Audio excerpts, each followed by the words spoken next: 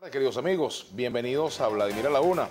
Hoy tenemos dos invitados. En la primera parte del programa estaremos conversando con Didalco Bolívar, presidente del partido Podemos, y luego lo haremos con Francisco Morillo, quien es candidato de OPG en el estado Carabobo, una organización política que también postula en diferentes regiones del país.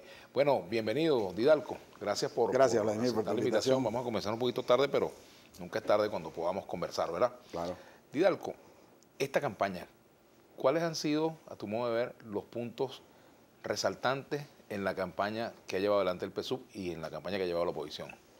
Mira, yo siento Fortalezas y debilidades. En el caso de la oposición descansa sobre un descontento, no sobre una campaña. La oposición no tiene una proposición frente a la situación del país, solo cabalga sobre una erosión económica que de alguna otra manera se reflejan también en las mediciones de opinión. El gobierno, al contrario, ha hecho una reafirmación de un propósito, de un proyecto dejado por Chávez, y lo está defendiendo y lo estamos defendiendo en todos los escenarios políticos de medios de opinión, tanto como la elaboración de propuestas, elaboraciones de dípticos y materiales que se están distribuyendo en la visita casa por casa. La oposición desapareció del escenario electoral como concentración, como eventos. Tiene un cálculo para mí riesgoso, ¿no? Porque tú no puedes depender de la emoción de un elector, sino del compromiso de un elector. Claro, en estos casos también, digamos, hay varios puntos, ¿no? Uno tiene que ver con la situación país, con la situación económica, la situación social.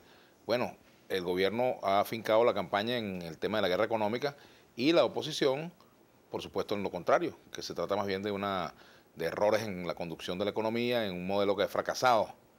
¿Qué es lo que al final puede prevalecer? Mira, yo creo que no se trata de una campaña contra una guerra económica. Hay de hecho una guerra económica. Yo te traje aquí, por ejemplo, fíjate, la resolución número 8 del año 2000, que el gobierno de Colombia, en el gobierno de Pastrana, publicó. Ahora, ¿qué significa la resolución número 8? El golpe económico más fuerte que nos han dado como gobierno. Porque el precio del bolívar y del peso se fija en la frontera, sobre todo en el Táchira, por encima del valor del peso colombiano. Esta resolución, sumada a la operación de casas de cambio que materializan esta operación financiera, frente a la baja del precio petrolero que nosotros estamos viviendo, nos ha dado económicamente muy fuerte, en términos económicos, industriales, operativos, de gasto público sobre todo, porque ahora todo se calcula en base a una realidad monetaria inexistente, pero que se expresa en la frontera como una política real. Entonces, esto es una guerra evidente. Aquí está la resolución. La firmó Pastrana en el año 2000, la refrendó Uribe y la acaba de materializar el presidente Santos con la ley anticontrabando. Fíjate lo que dice la ley anticontrabando colombiana, que si una persona logra traer mercancías de otro país, que no es otro sino Venezuela, porque la frontera es la frontera con Venezuela, por menos de $15.000 es arrestado por 8 años, tiene una pena de 8 años. Pero si en vez de traer $15.000, trae $14.999, el señor es un comerciante y debe registrar su patente en la alcaldía de Cúcuta. Bueno, evidentemente que esto es una manera económica de enfrentar. Mira, Chávez siempre nos dijo, en una conversación con Müller, y tú debes recordar a Müller porque fue gran amigo tuyo, Müller fue un intelectual militar, digamos, envidiable en términos. Profesor de estudios políticos. Sí, pero además un intelectual, claro, ¿no? cómo no. Era un intelectual. Y él utilizó un término que después Chávez lo refrendó, que se llamaba la guerra asimétrica. Las guerras ahora no son guerras de altos ejércitos, ni guerras convencionales. Las guerras ahora son económicas. Y lo demostró Gaddafi. Gaddafi tenía, antes de la guerra y de la ocupación que tuvo, $200.000 millones en reserva, pero depositados en todos los bancos europeos e Inglaterra. Gaddafi fue asesinado, se perdió su gobierno y su país no ha recuperado un centavo de los $200.000 millones que los países europeos extrajeron de esa guerra. Ahora, Didalco, ¿cómo crees tú que se va a comportar el electorado? ¿Crees que va a haber voto castigo? ¿Crees que el gobierno va a correr ahora o va a pasar por una etapa en la cual pudiera llegar a ser minoría en la Asamblea Nacional? ¿Cómo ves tú ese escenario? ¿Sería una tragedia definitiva para el gobierno perder la Asamblea Nacional? Mira, yo en principio creo que va a haber buenos resultados del gobierno. Yo creo que aquí va a haber estados donde se van a obtener los 2 tercios. A mí no me queda la menor duda, porque aquí ha habido una campaña nacional, pero también el liderazgo local pesa en un momento determinado en la búsqueda y la captación del voto.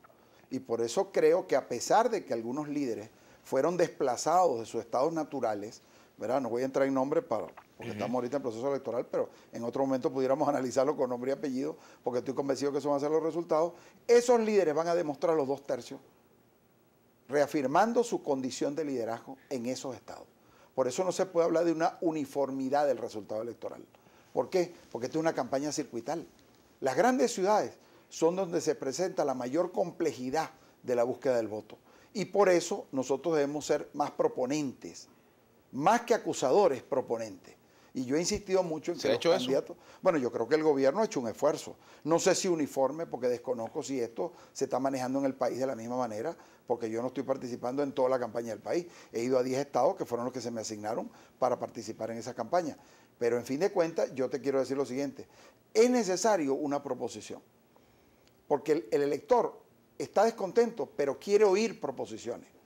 Entonces tú no te puedes comportar como la oposición, en el sentido de que la oposición dice descanso en la erosión y el gobierno hizo descanso en la herencia. No, aquí hay una realidad, tú tienes que hablar con la gente. Fíjate, por ejemplo, nosotros como partido llevamos unas proposiciones. Aquí está la ley de enfermería. Nosotros estamos proponiendo que el artículo 7 de la ley de enfermería sea modificado en la próxima Asamblea Nacional. ¿Por qué? Porque las enfermeras tienen un techo para ser directoras de departamento. Una enfermera hoy está calificada, siendo licenciada, para ser directora de un centro de salud, tanto privado como público. Y esta ley limita su capacidad profesional. Estamos proponiendo... Pero eso no es para médicos. No, porque todo centro de salud, sea privado o público, tiene un director médico. Pero no necesariamente ese director médico debe ser director administrativo.